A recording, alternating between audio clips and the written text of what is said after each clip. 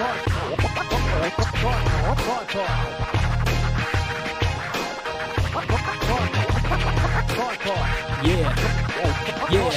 the TryPod app, shit, years in the making. They're raising the stakes straight, bringing home the bacon. It's free to take, mate, so why you waiting? Grab a... Yeah, g'day everyone and welcome back to the TryPod with Winnie and Clarkey here for week 2 of the Pacific Championships and also other international action. Mate, it was a great start to the postseason last week. How'd you see it? And more importantly, how are you, my man? I'm good, thanks, mate. Most importantly for me is how do the bets perform, and I'm happy. Gave out Pacific Championships best bet. It won as easily as you could like. I had Australia under 16.5 points in the first half. Australia only had 6 points in the whole first half, and that was the length of the field intercept try as well. So no sweat there to win the best bet. And the mixed matchup also won really comfortably. Australia-Tonga had a higher total than Fiji-PNG, but we took the latter game to be higher scoring. And with only 18 points in the Aussie game on Friday night, we had $2.50 odds, which we won very well there. I didn't have like a story of the week, mate, but a hard luck story for you. You gave out 2 same-game multis. You said the one you originally liked, which of course cashed thanks to that Australia's late try. And then the other one you give out is Australia 13 plus and Cam Murray to score. And he did come close a couple of times. Mate, that is punting for you. As soon as you change your mind, the punting gods will give you whatever you change your mind from, mate. Just quickly for myself, this is how I saw it, Winnie. I thought we got exactly what we expected from Tonga. And I think that the spine in these emerging nations in the Pacific is going to be what continues to let them down. It's just not enough experience there, and they were held back. For Australia, was not impressed offensively. Very clunky in attack, but very strong defensively, particularly on their own line. And then across the fence to the Fiji and Papua New Guinea game. Expected a fair bit more from Fiji. I thought the scoreline would have been a bit closer in that game, but they were very poor at home. Meanwhile, Papua New Guinea, they just took advantage of a poor Fiji side and did what they needed to. Anything further from yourself, mate, before we duck into the big one? Well, I think it's still a positive that my best bet one mixed matchup, and you gave out a multi at 650 odds, which was Tonga cover first half, Australia cover full game. And although you didn't call it an official play and we can't put it in our record, I'm sure you still benefited some people with that line of thinking. For those who didn't watch it, Tonga-Australia was a far closer game than 18-0. As I said, it's only 6-0 at halftime. Kalamatangi goes that close to grounding a try that would have made it 14-6 late. And at that point, Tonga covers. And instead, Australia covers the line with a try in the final minute. As for Fiji-PNG, Fiji was, I've got to be honest, awful. Fiji were horrific. That line went all the way from 5.5 to 8.5, and the game was in Suva. PNG, on the other hand, were relentless. PNG won by 12 points, and Australia won by 18. But I tell you now, PNG was far more dominant than Australia were. Now we get Australia against New Zealand, and that's what we're going to spend most of the time tonight breaking down. And I do have a best bet for this one. Awesome, mate. Let's jump straight into the main event because this is the main event of the weekend, the match that everyone is most looking forward to. It's Sunday afternoon. We're at Christchurch in New Zealand. The Kiwis are hosting the Kangaroos, and that line is set at minus 10.5 against Australia, who have no changes. They have named the exact same 17. Meanwhile, for New Zealand, this is the first squad we've seen from them this year, but the key points for me was their spine. It's Chance Nickel-Klukstar and Sean Johnson in the halves, Phoenix Crossland at 9, and Keanu Kinney at number 1, mate. Here we go. Break it down for us, Winnie. How do you see this one playing out? Well, first of all, it's the ultimate revenge game because the last time these sides met, which was about 12 months ago, Australia was handed their biggest defeat in 118 years of rugby league. It was 30-0 to New Zealand. Australia was a 12.5-point favourite from memory. I actually feel that this New Zealand side is not even as strong as Tonga, so therefore it won't be as close as last week. And I know Australia won by 18 points, but I feel like it was a little closer than that. My main reason is we have to understand that as good as New Zealand are, and they're in a pretty golden era at the moment, here are some of the names of guys that were there last year that dealt out that historic victory that will be sorely missed on Sunday. Jerome Hughes, the hottest player in the comp. Dylan Brown to partner him in the halves. As you said, instead it's going to be CNK. Moses Leota, right up there with the fish in terms of best props in the world. Mulatalo would be handy on a wing. Joey Manu was there last time. We understand why he's not there now. Britton Nickera was one of the form back rowers in the comp. He is injured. And this New Zealand side that pumped the Aussies a year ago had Big Nelson, Leo Thompson off the bench just to show the muscle. And I can't recall if Marshall King played a year ago. He was probably injured. Brandon Smith might have been injured too, but those guys are out again this time. So that's a lot of quality. Yes, you can argue with me and say Australia's got quality players unavailable too, but the depth is far greater for the Aussies in terms of covering up those positions and the luxury they've got. So I do see Australia as the far superior side and with everything to play for. I'm going to break this down real simple, man. I just think this one's personal for the Aussies, just based on what happened last year. That's an embarrassing defeat. And I do think on paper, when you break this one down, they present stronger in almost every single area. Now, the reason why I won't use that as my sole reason for tipping Australia is you could have made the same argument in their last meeting, and that it was obviously 30-0 towards the Kiwis. Now, the Kiwis have won their last 7 games at home, and they actually have won their last 3 in a row over Australia in New Zealand. So they are building a nice resume there in their home country. But this is where I feel the Kiwis will be let down. I look at that Australian side last week, particularly in the spine. We have a new spine playing together, and there is always some teething issues. We saw it from the Aussies guys. We can't deny they look clunky in that first half. Now, let's say the Kiwis are able to overcome these teething issues of having someone like CNK in the 6 who's not a ball player, or Sean Johnson, who is not at 100% health-wise. I just think they're up against an Aussie side that has enough power across the park to remain on the front foot. You know, even if this spine does click into gear in the second half, I still don't see that as enough to overcome this Australian side, particularly around the forward pack. I think that's where the Aussies are going to most make up for last time. Their forward pack was embarrassed last time. So when I break this one down, I actually do see Australia winning both of these halves, and I see a low-scoring contest. So I'll do what I did last week, Winnie. I'll give you 2 different scenarios here.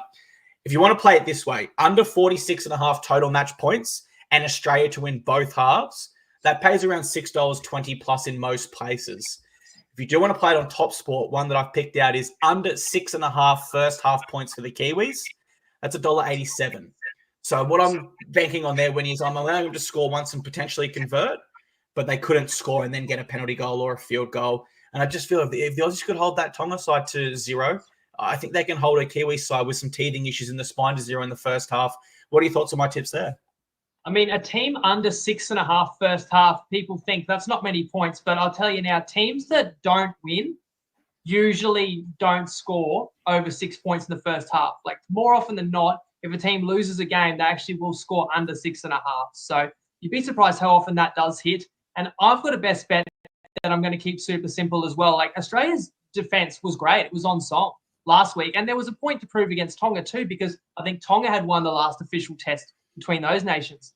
Australia's attack needs improvement, but you'll get that continuity from playing the same 17 this week. So I think Australia gets all that benefit. I don't think Australia's fatigued or anything.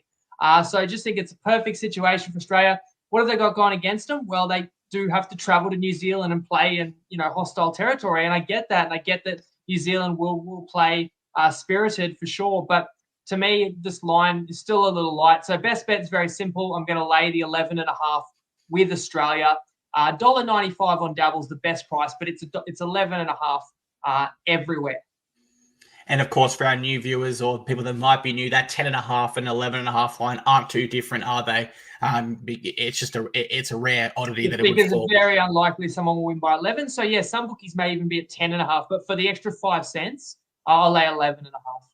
Yep, I like where your head's at there, mate. We've got 2 other tests we can break down as well. Saturday night, we're in Fiji again. This time they're hosting Cook Islands, and that line is, I believe, similar to last week. It's around 14.5 again against Fiji this time. And I'll kick yourself here, mate. I think for Fiji, they've got the benefit of remaining in their home country for a second week in a row now. And I just can't see them regressing further than what they did last week. I think they can only improve. They were really poor, man. Then when I look across to this Cook Islands lineup, I don't see enough threats throughout the lineup, but I don't see enough experience in key areas. Therefore, I do expect Fiji to come back and win this game. Now, Papua New Guinea have Cook Islands next round. I suspect they'll win that as well. So Fiji would need to win by a large margin here in order to give themselves any sort of chance here to make it to that final. So for that reason, I will take them at the line, mate. So Fiji at the line against Cook Islands for my prediction in this one, mate. How do you break it down? Yeah, I think you said similar to last week, but last week the line got as high as 8.5. PNG are okay. seen as a stronger side than the Cook Islands. The Cook Islands have about 8 players in the team that you'd know that like have some NRL experience, but not really many, if any, that are current starting players. I don't know if are there any that you'd shout out of like current form NRL players in there? I think with Kale Iro gone, man, that's really their key.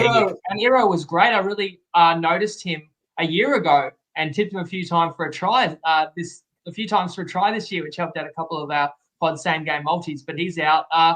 To me, I really was so disappointed by how bad Fiji played last week, but surely they'll improve for the run together. And you just don't want to waste the opportunity of playing these games in Suva. A year ago, these games were all hosted in PNG. And I remember it was a quality game in Papua New Guinea a year ago when Fiji played the Cook Islands.